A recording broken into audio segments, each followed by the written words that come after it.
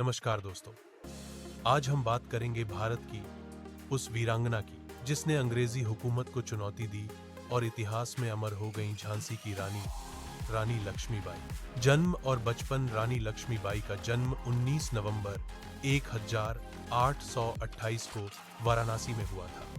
उनका बचपन का नाम मणिकर्णिका था। प्यार से उन्हें मनु कहा जाता था। उनके पिता मोरोपंत दाम्बे पेशवा के दरबार में कार्य करते थे और माता का नाम भागीरथी बाई था। बचपन से ही मनु बहुत साहसी और तेजस्वी थी। वे तलवारबाजी, घुड़सवारी और धनुर्विद्या में निपुण थी। कहा जाता है कि वे 2 घोड़ों सरंगी और बादल पर सवार होकर युद्ध अभ्यास करती थी। बचपन से ही उनमें नेतृत्व की अद्भुत क्षमता थी। विवाह और झांसी की रानी बनना। सन 1842 में मनु का विवाह झांसी के राजा गंगाधर राव से हुआ। विवाह के बाद उनका नाम लक्ष्मीबाई रखा गया। विवाह के बाद वे झांसी की महारानी बनी। कुछ समय बाद उनके पुत्र का जन्म हुआ, लेकिन दुर्भाग्य से वह कुछ महीनों में ही चल बसे। बाद में उन्होंने एक बालक को गोद लिया, जिसका नाम दामोदर राव रखा गया। अंग्रेजों से संघर्ष की शुरुआत। उस समय भारत पर ब्रिटिश ईस्ट इंडिया कंपनी का शासन था।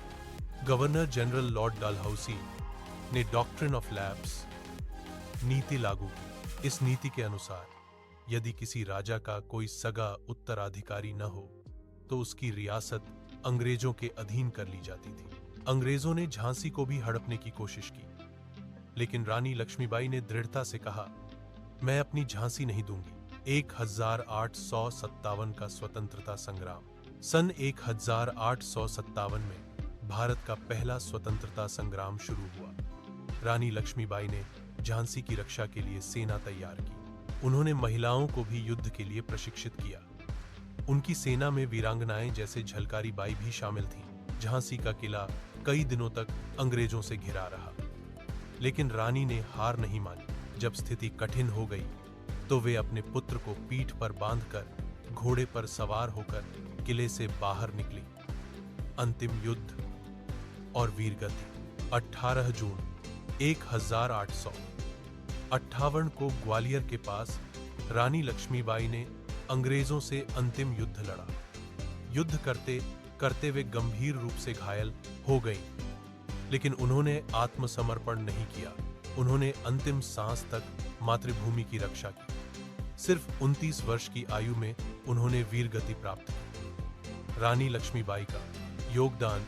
रानी लक्ष्मीबाई केवल एक रानी नहीं थी, वे साहस, आत्मसम्मान और महिला शक्ति की प्रतीक थीं। उन्होंने साबित कर दिया कि नारी कमजोर नहीं होती। आज भी वे हर भारतीय के दिल में जीवित हैं।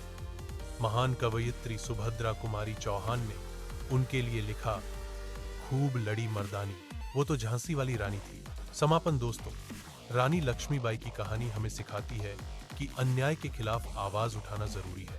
साहस और आत्मविश्वास से बड़ी ताकत को हराया जा सकता है। नारी शक्ति असीम।